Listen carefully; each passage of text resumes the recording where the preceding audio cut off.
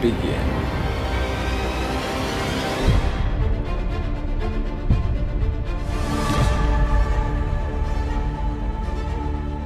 Written for the screen and directed by the Wachowski siblings and the director of Run, Lola Run. This film has a huge cast including Tom Hanks, Halle Berry, Jim Broadbent, James D'Arcy, and others. The names escape me. It is currently the most controversial film out there. There's been a lot of buzz about this. Critics have been raving about it. Some have been just, it's a steaming pile of crap.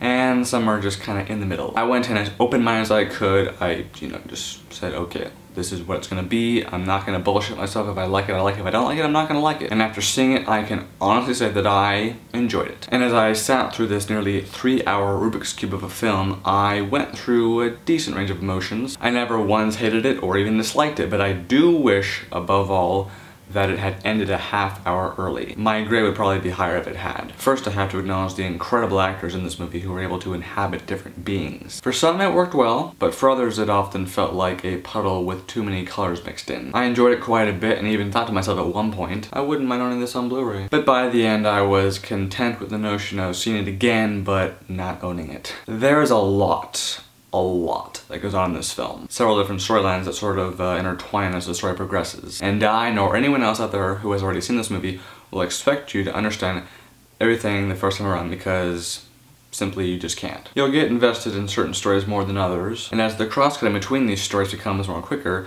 you see how things are connected. But there were certain storylines that were dropped and forgotten about after a while, made them seem pretty pointless. While I was watching the movie, I kept thinking to myself, which actor's playing which part in this time period. Some of them you get like that, some of them you're kind of on the fence about, and some of them you're just like, who's that? So you wait till the end credits and then they tell you who played who. It's just extraordinary, and I cannot imagine what Tom Hanks, Halle Berry, Hugo Weaving, Jim Broadbent, among other actors in this movie were going through emotionally as they kept changing roles. I also spent quite a bit of time trying to figure out what the hell, like, the main storyline was. Cause yeah, every story is like a power chord, but ultimately there's gonna be like a power source, And based on everything that I saw and heard, I am very confident when I say that I think it started and ended with this story set in the future with this Asian woman, and how her character's journey set all the dominoes in motion for these other stories. It'd probably make a lot more sense if all these stories were just different levels of dreaming, but then we just basically have Inception 2, which I don't think the filmmakers were going for. But all the same, I did enjoy this film. Could have been shorter, but all the performances were, for the most part, exceptional. The effects work, at times, mesmerizing. And the screenplay, while hard to swallow whole, was well structured. I honestly don't see any Oscars coming its way, but I do think that it'll be the topic of many film fan conversations. So if you choose to see it,